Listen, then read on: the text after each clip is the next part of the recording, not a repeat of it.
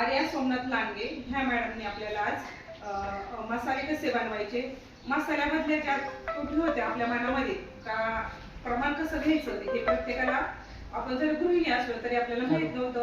पण आज आर्या मॅडम इतकं सुंदर शिकवलं ना तर मला असं वाटतं आज आपल्या आजचा दिवस सुद्धा संपला येईल.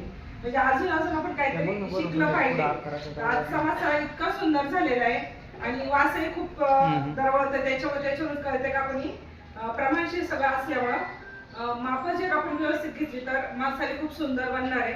आणि त्यांनी शिकवलं पण छान आणि त्याबद्दल आर्या मॅडमचे खूप खूप मी धन्यवाद. आणि यापुढे त्यांनी आम्हाला असंच मार्गदर्शन करावं ही अपेक्षा करते.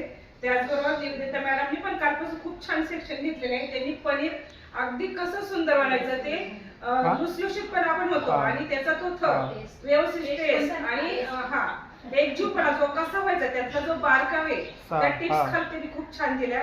आणि हे सगळं मार्गदर्शन आम्हाला लाभावं यासाठी अर्जुन भाऊ कुमार त्याचबरोबर आपल्या लतिकाताई मॅडम ह्या पण आम्हाला खूप सहकार्य केलं. याबद्दल मी सर्वांचे धन्यवाद मानते व आभारी आहे.